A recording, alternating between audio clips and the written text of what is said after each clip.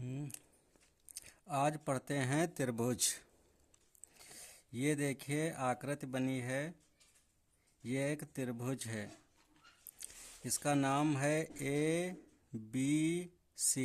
इसका नाम है ए बी सी। अच्छा, तो पहले तो ये मालूम होना चाहिए कि त्रिभुज कहते किसको हैं। तो त्रिभुज वह आकृति होती है जो तीन भुजाओं से घिरी होती है। अब देखिए, इसमें तीन भुजा हैं।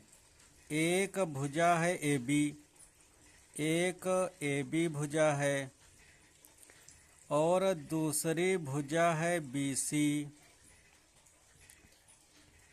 और तीसरी भुजा है ए सी। ए सी भुजा है तीसरी। तो ये तीन भुजाएं हैं। एक भुजा ए बी है, दूसरी बी सी है और तीसरी ए सी है। ये तीन भुजाएं हैं। इन तीन भुजाओं से मिलकर ए बी सी त्रिभुज बना हुआ है। अगर परिभाषा कही जाए कि त्रिभुज की परिभाषा क्या होती है, तो सीधे सीधे कहा जा सकता है कि तीन भुजाओं से घिरी हुई आकृति को त्रिभुज कहते हैं। तो भुजाएं भी मालूम हो गईं। भुजाएं तीन होती हैं, ए बी, बी सी, ए सी। तीन भुजाएं हैं।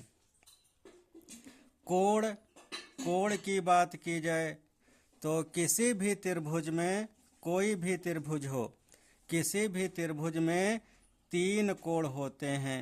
तीन कोण होते हैं, तीन कोण।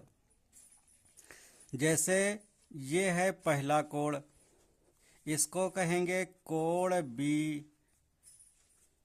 और दूसरा कोण है सी, तो ये हो गया कोण सी।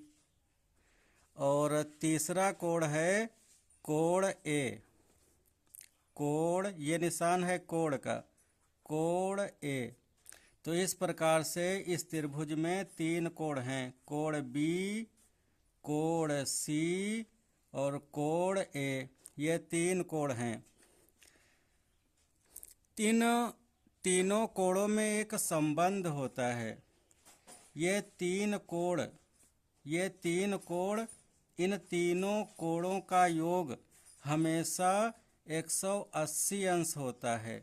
180 अंश, हमेशा 180 अंश होता है। ये तीनों कोण जोड़कर हमेशा 180 प्राप्त होता है। अगर तुमसे कहा जाए कि कोण ए ये है 50 अंश और कोण बी ये है 100 अंश, तो जो शेष कोण सी बचा है ये कितने अंश का होगा? तो इस त्रिभुज की एक विशेषता होती है कि तीनों कोणों का योग हमेशा 180 होता है। ये शर्त है त्रिभुज के लिए। तो 50 अंश ये है और 100 ये है, तो 100 और 50 हो गए 150। तो 180 में से 150 घटा दीजिए तो बचता है 30। तो जो ये सी वाला कोण है ये 30 अंश होगा। कोण सी 30 अंश का होगा। शेष जानकारी अगले वीडियो में देते हैं।